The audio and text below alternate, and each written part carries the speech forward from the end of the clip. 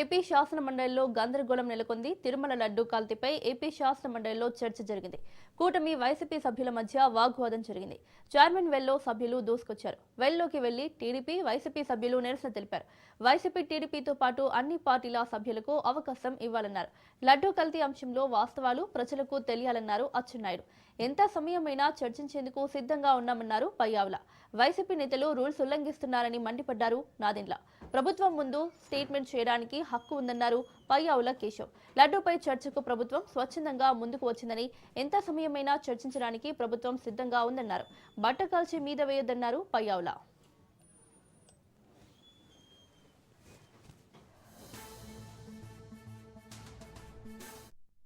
దేవస్థానం లడ్డూలో కల్తీ నెయ్యి ఉపయోగించబడింది లడ్డు ప్రసాదంలో అనేటువంటి దాని మీద చర్చించడానికి మనం BACలో అంగీకారం తీసుకున్నాం. అంగీకారం ప్రకారం లిస్ట్ చేశాం.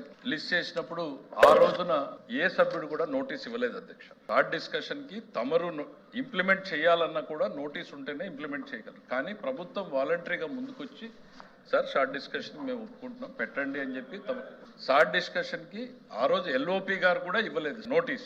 అయినా సరే మనం షార్ట్ డిస్కషన్ లిస్ట్ చేసాం. ఎందుకంటే మీ సమక్షంలో ఆ నిర్ణయం తీసుకున్నాం కాబట్టి ప్రభుత్వానికి కూడా దాని మీద డిస్కషన్ జరగాలి అనేటువంటి ఇంటెన్షన్ ఉంది. అనుకోకుండా సభలో గందరగోళం జరగడం, సభ వాయిదా పడడం జరిగింది.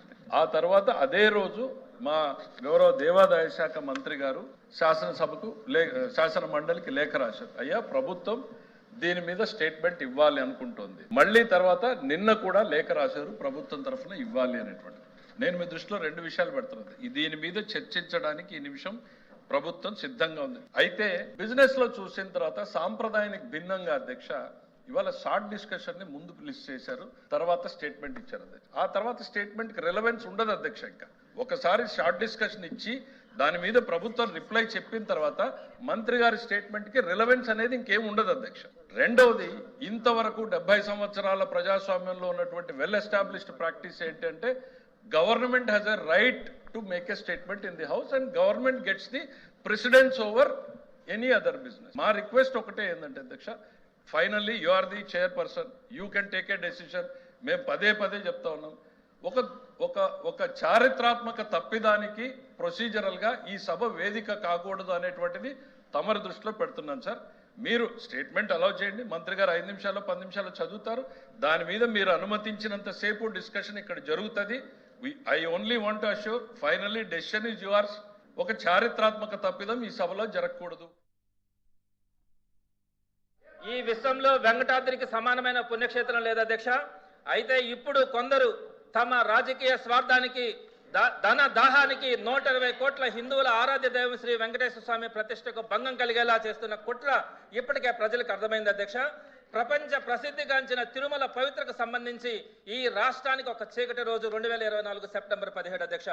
ఆ రోజు సాక్షాత్తు ముఖ్యమంత్రి గారు అన్న మాటల అధ్యక్ష, తిరుమల లడ్డూ ప్రసాదంలో జంతువుల కొవ్వు, గొడ్డు కొవ్వు, పంది కొవ్వు, చేప నూనె కలిసాయంటూ 2024 సెప్టెంబర్లో ఆయన చేసిన అసత్య ఆరోపణలు ఈ సమాజం ఎప్పటికే మర్చిపోదు అధ్యక్ష, క్షమించదు కూడా అధ్యక్ష.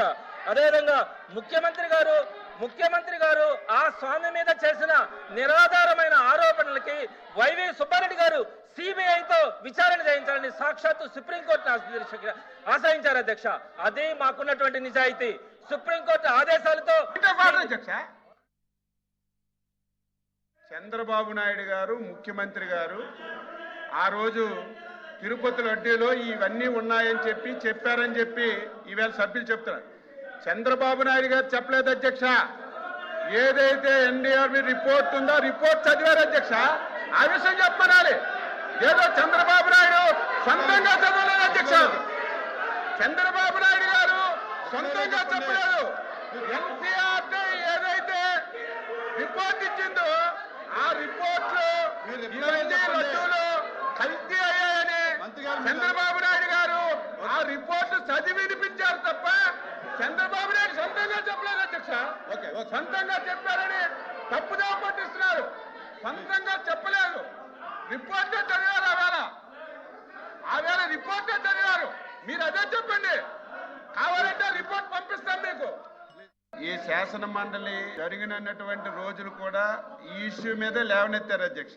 మేము ఎప్పుడూ చెప్తున్నాం, రెడీగా ఉన్నాం, ఎన్ని గంటలైనా ఎన్ని రోజులైనా. ఈ రోజు కూడా నా రిక్వెస్ట్ అధ్యక్ష, ఇంత ప్రధానమైనటువంటి సమస్య ఇన్ని రోజులు శాసన మండలిని కావాలని చెప్పి మీరు వృధా చేశారు. మేము సిద్ధంగా ఉన్నాం.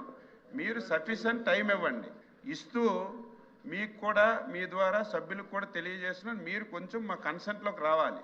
నేను శాసన మండలిలో ఏ డిస్కషన్ జరిగినా నేను చూస్తున్నాను. వాళ్ళ ముందు మాట్లాడతారు, బట్ట కాల్చి మా మీద వేసేస్తారు, మళ్ళీ వెంటనే వాకౌట్ అని చెప్పి వెళ్ళిపోతారు.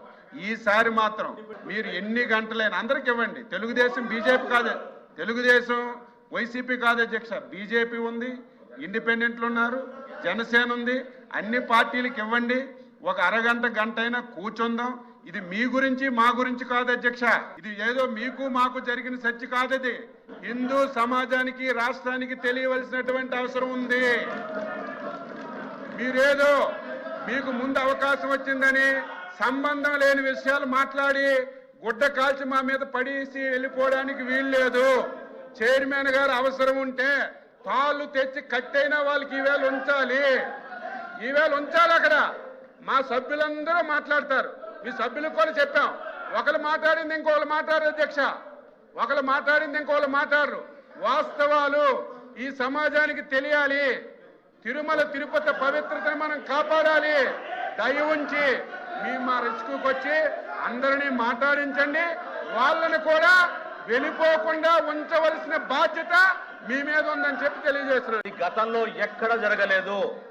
సభా సాంప్రదాయాన్ని దయచేసి మీరు కొంచెం ఆలోచించి ఆ నిర్ణయం తీసుకోండి. అటువంటి పొరపాటు చేయబాకండి. కొత్త ప్రెసిడెంట్ ఏర్పాటు చేసినట్టు అవుతుంది. సేమ్ సబ్జెక్ట్ పైన ఒకే రోజున